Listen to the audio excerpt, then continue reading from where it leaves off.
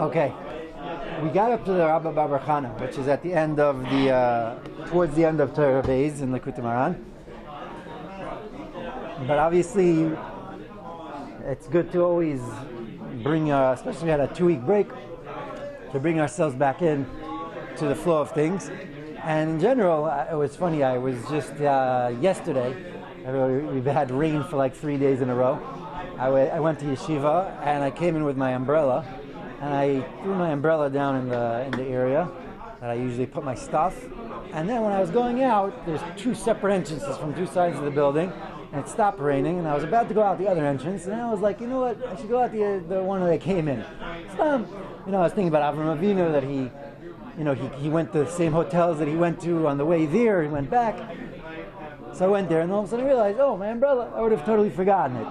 So the vort, I think, that I learned from that was that a lot of times when you go back to the same hotels, okay, it's a Hakar Satoiv, try to do the same thing they did, but as the vort is something you learn about Chazara.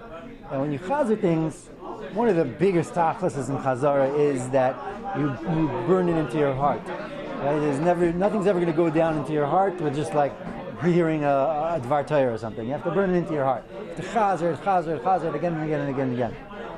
But also, you end up finding all sorts of things that you forgot or that you lost.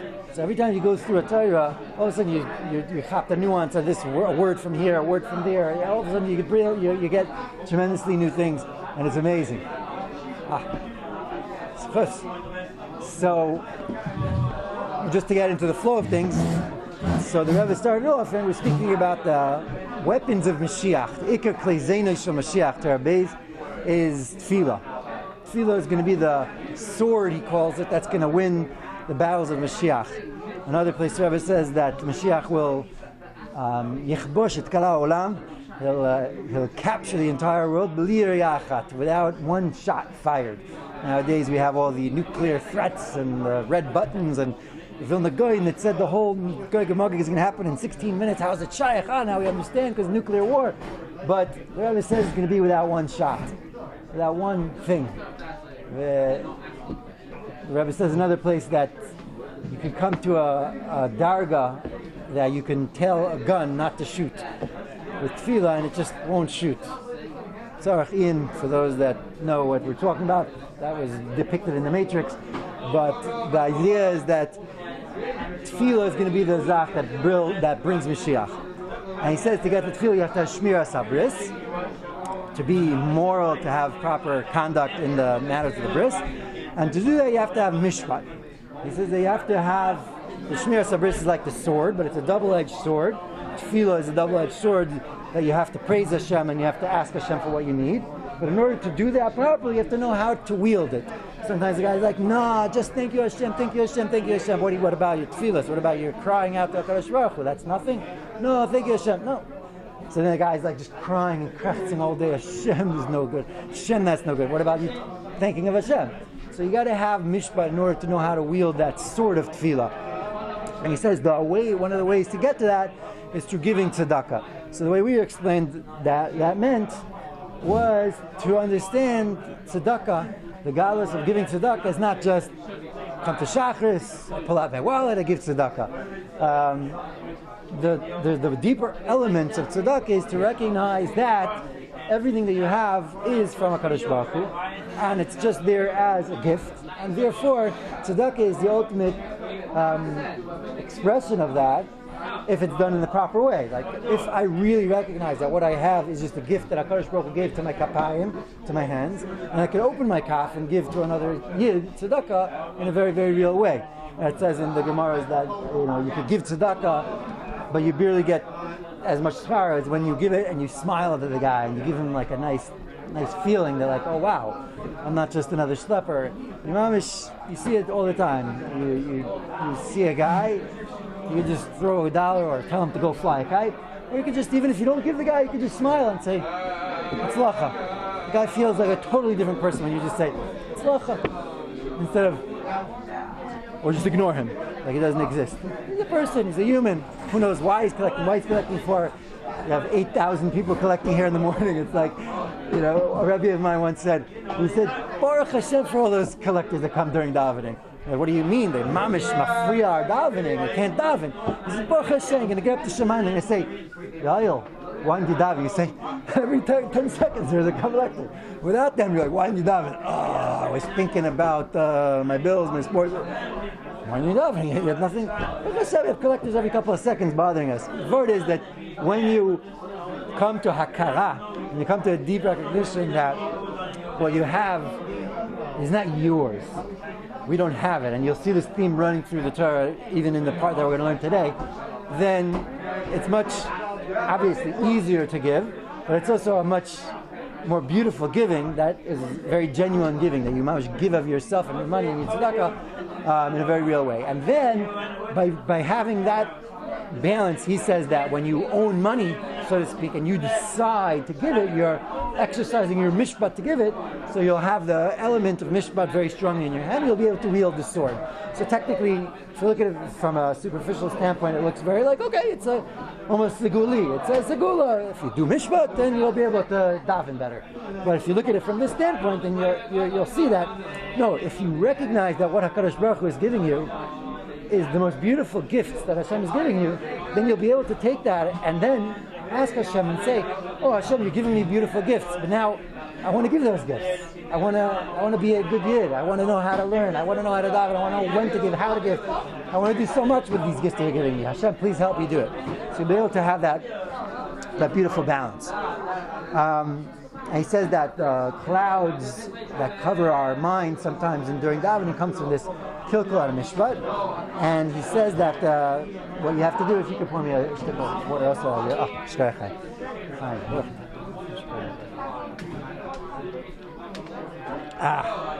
Chaim. So what he says is that that you have to keep your tefillas connected to the tzaddik. And we're going to see this theme coming back today, to connect your tefillas to the tzaddik, which could be just saying Hashem, Arini Mekasha Atzmi, I'm connecting myself to the tzaddikim, or it could be the way that we understand it, I think very much in Breslov, is that it means to mamish bind yourself to the tzaddik. Mamish bind yourself to the tzaddik means that you are learning his Torahs and you're trying to go in his ways, you're connected in a deeper way than just lip service, so to speak. Then he brought down a very interesting couple of seconds of words that I was me'ayin, and it just struck me very much. This is going back a little bit before the Rabbi Baruch, just 2 lines. So,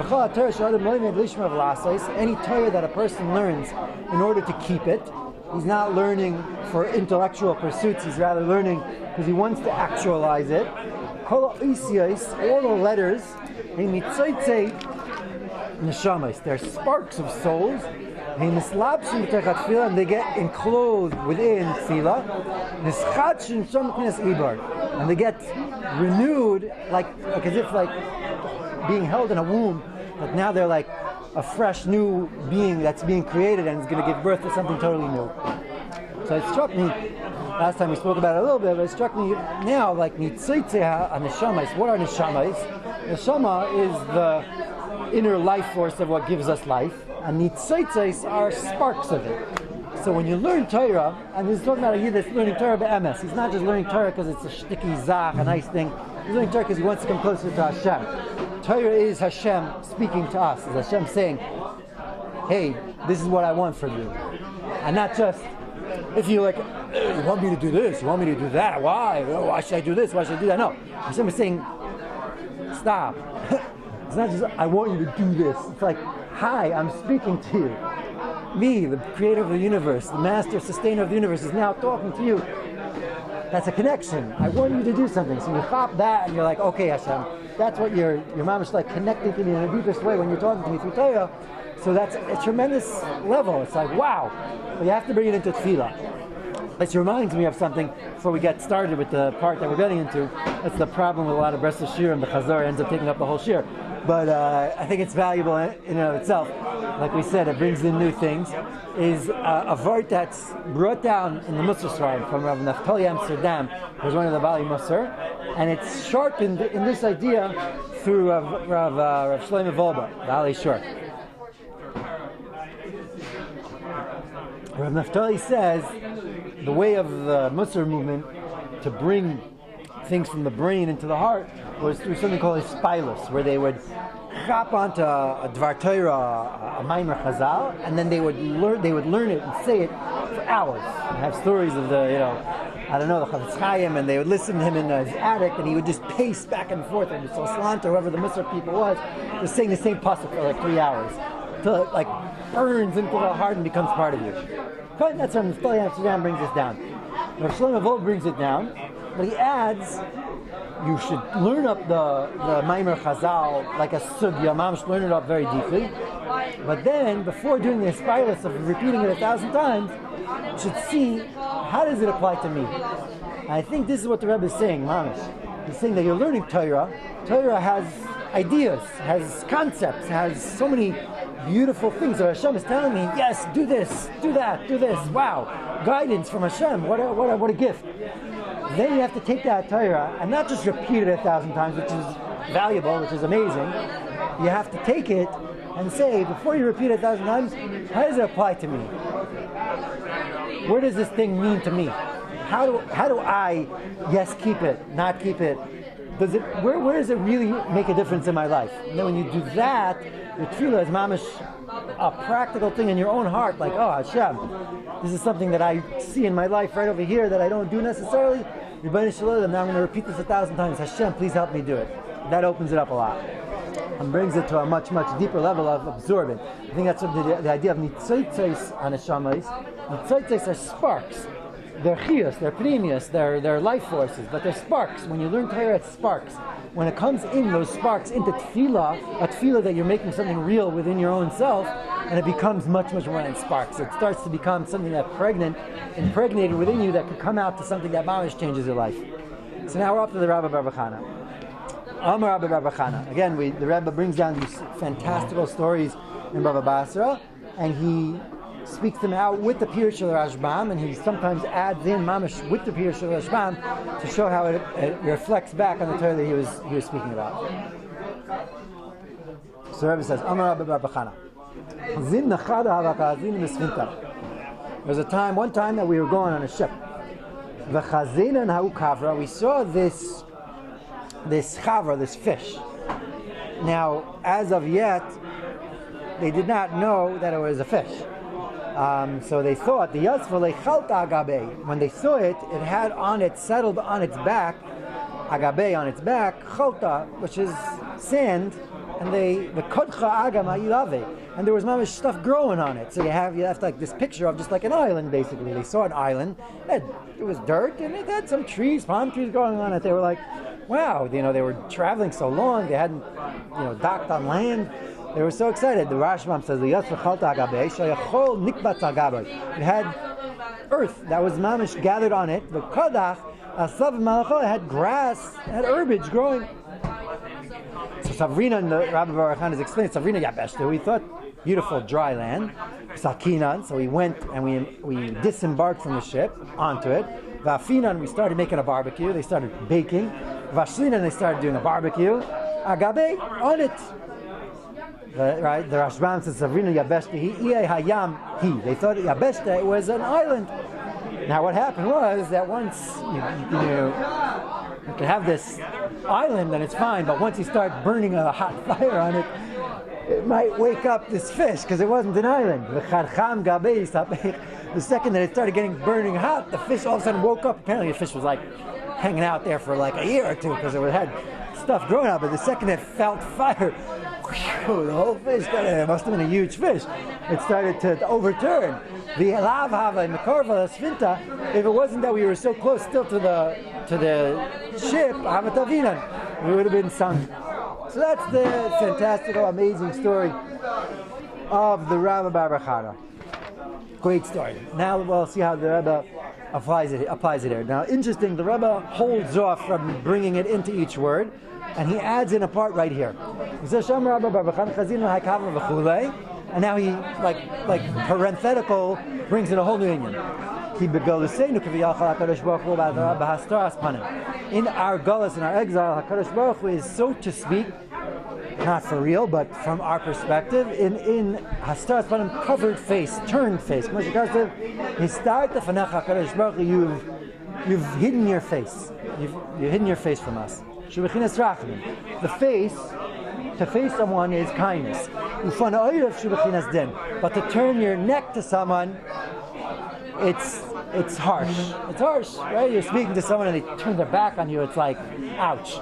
That's the way we feel right now. We're like kind of asking for Hashem's countenance, His face. And what would we get? We get nothing. We get His back. All of our prayers and our beseeching of Hashem, on this nekuda, I'm asking for money, I'm asking for health, I'm asking for kids, I'm asking for kids, I'm asking for shidduch. Everything I'm asking for is just Hashem, sheyachzer aspanav. Turn your face back to me. Kamashikasev penei elai. Turn to me. These words are so beautiful. Hashem, penei elai. Just turn to me. All tefillah, he says, is just these two words. Penei elai. Turn to me, Hashem. Kamashikasev yair Hashem panav. Illuminate your face to me. Obviously, HaKadosh Baruch Hu is always actually with us, and He's always everywhere. He is everything. But our insides are not seeing it, are not feeling it, are not experiencing it, so it's dark. So we say, Hashem, I don't see you. Where are you? Penei elai, turn to me, Hashem. Very interesting idea when I was thinking about this. Penei elai is that everything that we say to HaKadosh Baruch Hu, we know that we model Hashem. Just like Hashem is a Rachum, we're also meant to be Rachamim. So anytime you see something, there's always a flip to it. Hashem davens for us, and we daven for Hashem. So you could play back and forth both ways. So when we ask HaKadosh Baruch Hu, Penei elai, Hashem, turn to me, it's really HaKadosh Baruch Hu who's always speaking to us also and saying, Penei elai, turn to me, turn to me. So anytime we turn to HaKadosh Baruch Hu, He's asking us, and that's the beauty of our relationship, is that He's actually always asking us, like going back to Torah Aleph in the beginning, that every single thing is the seichel sheish b'chol davar, is HaKadosh Baruch Hu saying Penei elai. So I see this like with 1,000 different things. So when we say sometimes, and this connects back into tefillah, we say Baruch Atah Hashem Shemiat Tefillah. HaKadosh Baruch Hu, at the end of asking all our tefillahs, we say Hashem, you are the Shemiat Tefillah, you listen to our tefillah. So it's a beautiful way to end off and say, Hashem, you've listened to my tefillahs. But Hashem also says, listen to your own tefillahs. That when we're davening, like what we said before, if we listen to our own tefillahs and we hear what we're actually needing and what we're actually lacking, then our tefillahs would be tremendous. They would be so powerful, because then we'd recognize what we really need, and then we would already be connected with HaKadosh Baruch Hu through it. So over here, HaKadosh Baruch Hu says, Penei elai. We say, David HaMelech says to Hashem, Penei elai, turn to me. Now, interesting thing is that when you ask Hashem to turn to you, you're not necessarily asking. When someone faces you, sometimes your wife, your kids face you, but they're not in a very good, happy face. They're in a mad face. But that's better than nothing. When the kids comes home and they're like, "How was your day? What happened? How you doing?" If that continues, and your wife, "How you doing?" That's the worst. Sometimes it feels good. It's like, yeah, whatever. She doesn't want to talk. I don't want to talk. Great. But it doesn't lead to good places, as everyone knows. Eventually, things erupt. Eventually, things come out. So the harshest thing is just nothingness.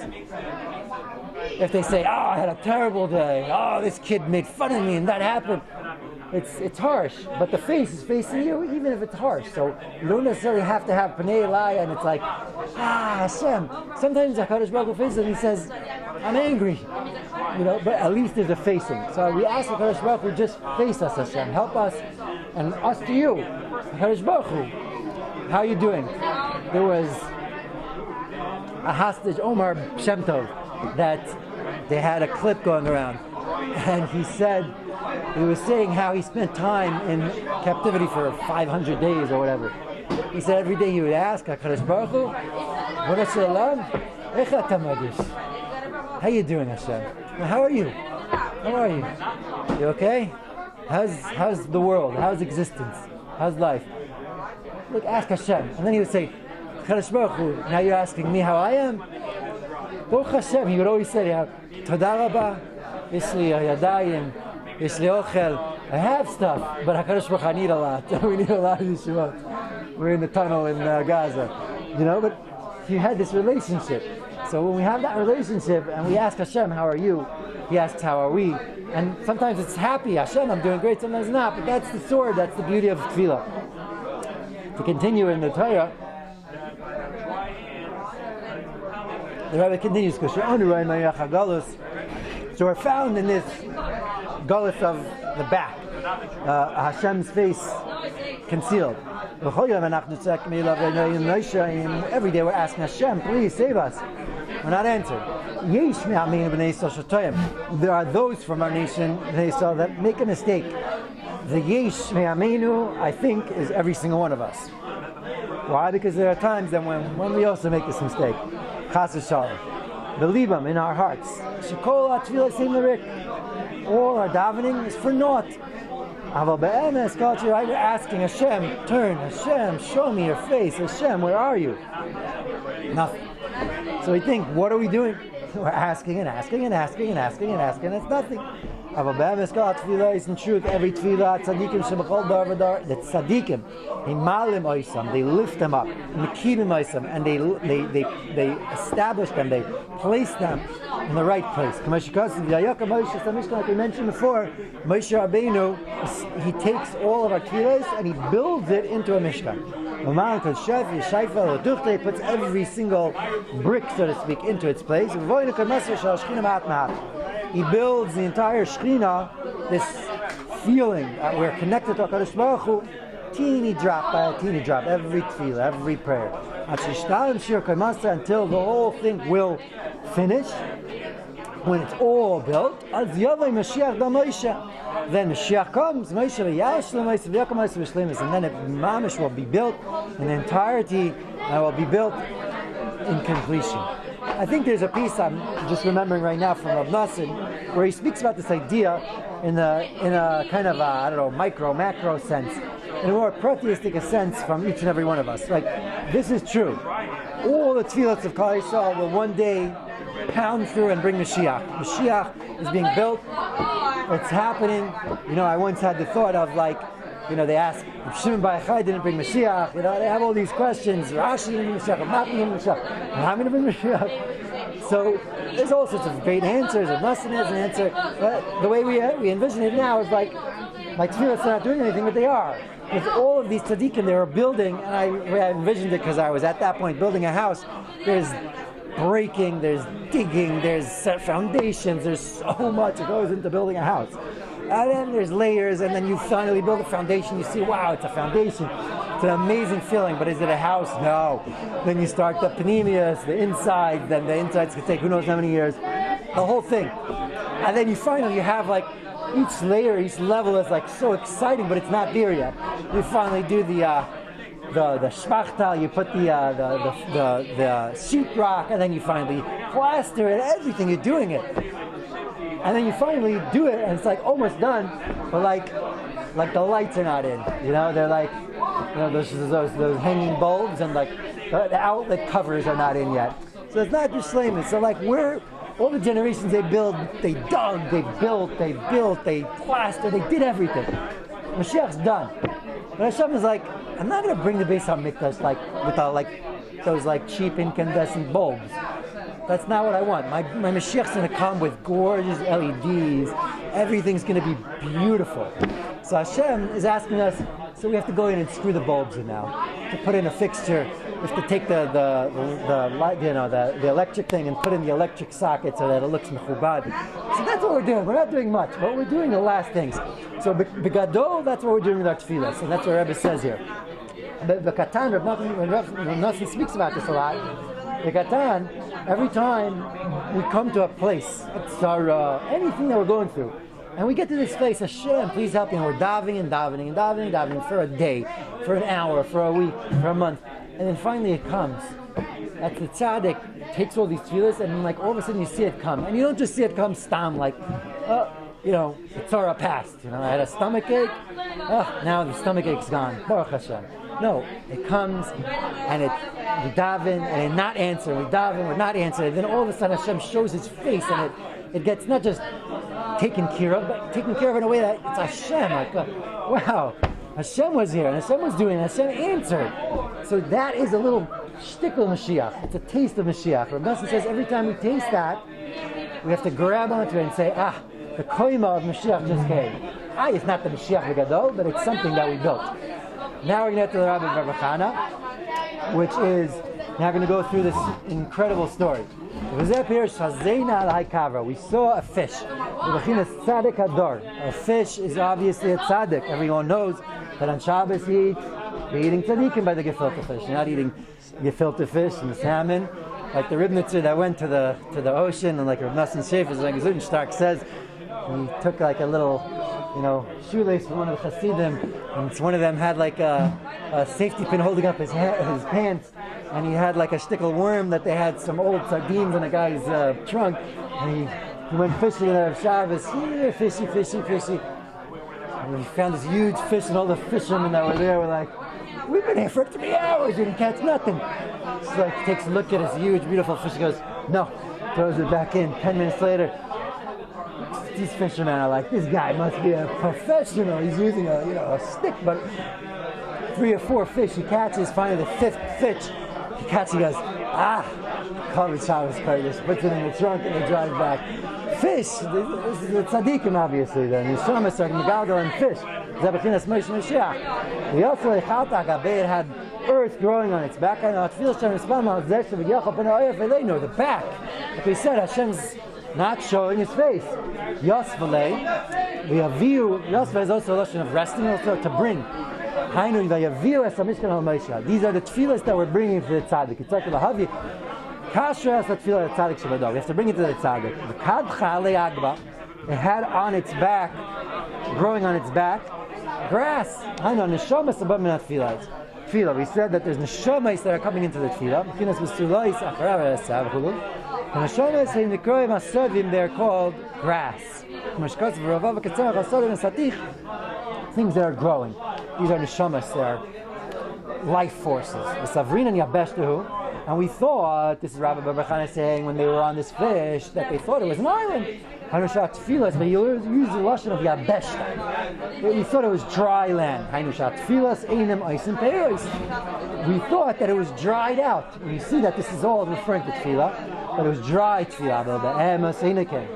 We thought we were davening that it was nothing. It wasn't doing anything. We were dry tefillah, so it wasn't being answered. All the tefillahs go up. The more you daven, the more the Scheiner gets built.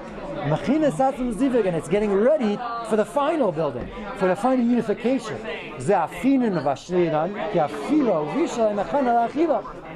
How do you eat?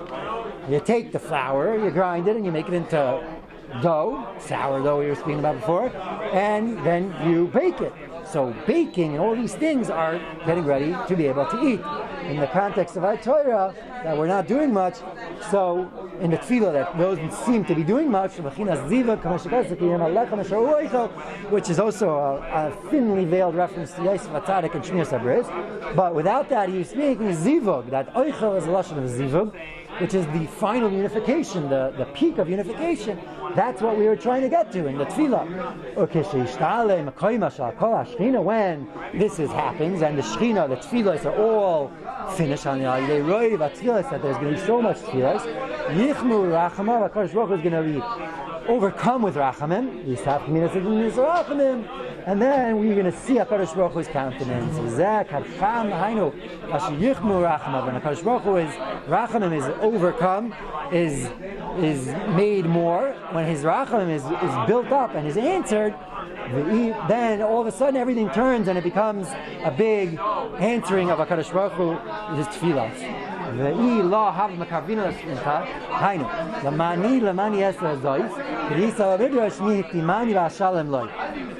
HaKadosh Baruch Hu is saying there he's a new knech. Mi also li mezuzah kodim shenasati li Bais nimtza shekol ha'masim tovim shalom v'chol ha'tfilos hakol me'itai ve'ein roi lachshi l'kal v'schar shum davar. He's bringing in a new element over here. He's saying that in essence, so we say now that the only way we're going to get to this is if we dive and we put ourselves into it. A lot of tefillah. Even though we're not being answered, keep davening. And then, though, we're going to be answered. And it's going to come. And the Scheiner is going to come. And we're going to have our Yeshua b'katan. And you're going to Yeshua b'gadol. We're going to have amazing things happen. But then we can think that, you see? We did it. It's like, there was like a counter and that we got to that level and ding, we hit the thing. Look at that. We hit the mark and now we brought the Yeshua. He's saying that no, we don't have anything to be proud of because in the end of the day, HaKadosh Baruch Hu brought this all for himself, which is obviously a paradox that we're sitting here begging HaKadosh Baruch Hu for a day, a month, a year, for 2,000 years, and then finally he's going to come and we're going to say, no, it was all from Hashem.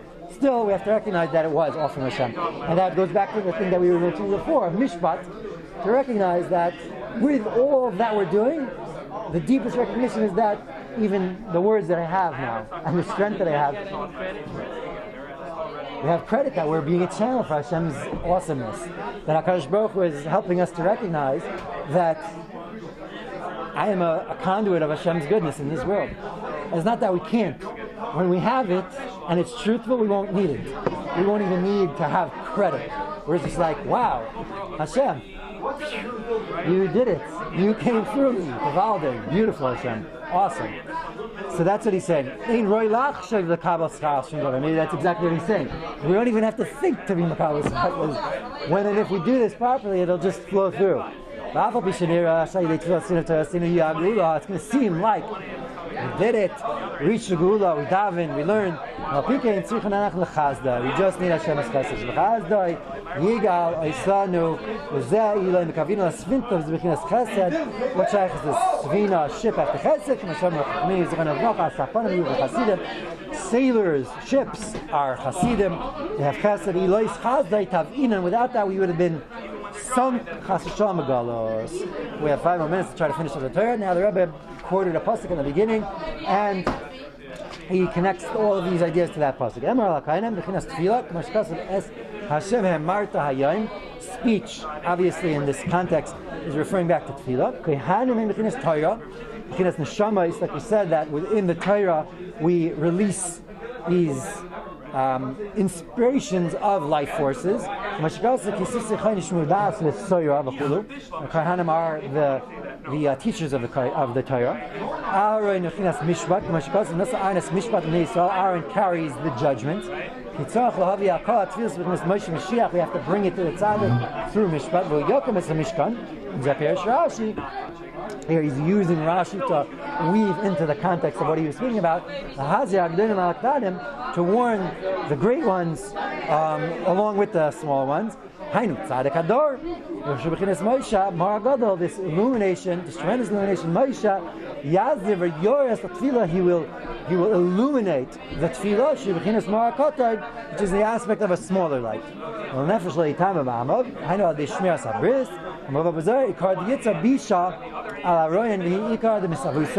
main Yetzer Hara of the generations of this world really is Yetzer Hara of Arayas. So the Nefesh Lo Yitama is talking about not to have that, meaning Shmiras HaBris, when you guard the covenant. The bris, like we said, the nostrils, reach, totally the tahara, because reach is totally in this idea of purity. When there was no more tahara, there was no reach. Purity gives you the sense of smell.